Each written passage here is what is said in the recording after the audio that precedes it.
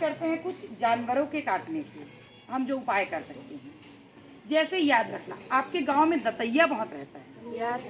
अक्सर ये सुनने को मिलता है दतैया काट दिया।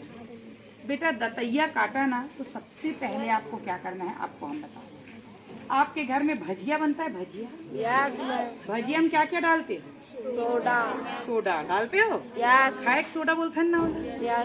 तो जो भजिया जब भी बनता है तो हमारे घर में सोडा रहता है। आपको दतैया या काला चींटी या कोई ऐसा चींटी वगैरह काट दिया जिससे वहां पर बहुत जलन हो रही है, तो आप सोडा खाने का हाथ में लीजिए, 2 बूंद पानी डालिए, मिलाइए और उस पेस्ट को ऐसे उठा के उस भाग में लगा दीजिए। आपका जलन बहुत जल्दी क्या हो जाएगा? कम हो जाएगा। क्या हो जाएगा? कम हो जाएगा। अब हम दतैया से थोड़ा सा आगे बढ़ते हैं। यदि आपके गांव में पानी बरसात के दौरान बहुत ज्यादा मात्रा में बिच्छू निकलते हैं, हमारे स्कूल में भी निकलते हैं, है ना, कभी कभी देखते हैं हम लोग। तो एक तो पानी बरसात के दिनों में बेटा जब भी आप दरवाजा खोलो तो बहुत ध्यान से, ठीक है। यदि कहीं आपको बिच्छू या सांप ने काट लिया, सबसे पहले हम बिच्छू के बारे में बात करते हैं। बिच्छू ने काट लिया तो हमको प्राथमिक स्वास्थ्य केंद्र जाना ही है।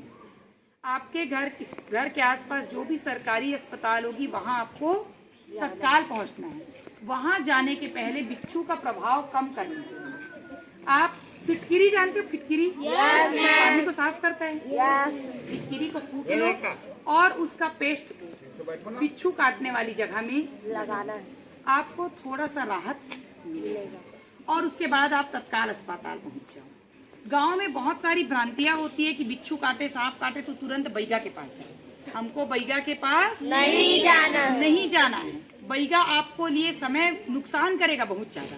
जितना देर में बैगा आपका इलाज करेगा उतने देर में हो सकता है आप अस्पताल पहुंच जाओ, ठीक है। जब आपको सांप काटे, कभी भी किसी भी हिस्से में सांप यदि आपको काटता है तो सांप का जहर फैलने का लक्षण होता है। सांप काटा तो कई बार उस जगह में सूजन आ जाता है। कुछ सांप के काटने से घुटना और पैर में बहुत बेचैनी से दर्द होता है। तो आपको ये समझ जाना है कि कहीं ना कहीं आपके सांप काटने में जहर का असर आपको होने लगा है। कई बार सांप काटता है तो पेट में बहुत जोर से मरोड़ होने लगता है, समझ रहे हो? पेट एकदम दर्द करने लगता है। इसका मतलब सांप का जहर आपके शरीर में फैल रहा है। तो आप इसके लिए जितनी जल्दी हो सके प्राइवेट अस्पताल नहीं जाइए, क्योंकि प्राइवेट अस्पताल वाले एंटीविनोम का मतलब होता है सांप के जहर से बचाव के लिए तत्काल में आपको इंजेक्शन लगाया जाता है। प्राइवेट अस्पताल वाले वो इंजेक्शन को नहीं रखते। वो क्या करेगा, सरकारी अस्पताल आदमी भेजेगा और इंजेक्शन को मंगाएगा, तब तक देर हो चुका रहेगा। तो किसी भी व्यक्ति को सांप काटे तो तत्काल प्रभाव से उसको सरकारी अस्पताल ले जाइए और अस्पताल ले जाते समय जिस भाग में आपका सांप काटा है, जैसे हमारे हाथ में सपोज यहाँ काटा है, तो इस भाग को ऐसे ऊपर नहीं करना है। कोशिश करना है कि ये नीचे की ओर रहे, हमारा बाकी शरीर का भाग ऊपर की ओर रहे। इससे क्या होता है, ये जो जहर है वो शरीर के इस हिस्से में फैलेगा, ऊपर की तरफ नहीं फैलेगा। समझ में आ रहा है? ऊपर की तरफ उसका असर बहुत कम होगा, वो शरीर के नीचे की तरफ ही जाएगा। तो हमारा वो एरिया सुरक्षित होता जाएगा कि उसी एरिया में जहर फैलेगा। दूसरी बात, अब एक बात आती है, कई बार आपने सुना होगा कि किसी बच्चे को कुत्ते ने काट दिया। काटता है कुत्ता? कुत्ता के रेबीज का जहर भी बहुत ज्यादा होता है। उस स्थिति में आपको जिस जगह पे कुत्ता काटा है उस जगह को, आपके घर में साबुन रहता है, देखिए हो साबुन, तो आपको वो कुत्ता काटने वाले जगह में, जैसे कुत्ता जोर से काट दिया, ब्लड बह रहा है, खून, तो 2 मिनट आप रुक जाइए, उस गंदे खून को बहने दीजिए। फिर उस गंदे खून को बहने के बाद आप वहां पे साबुन से उस स्थान को रगड़ के धोइए। साबुन समझ रहे हो ना?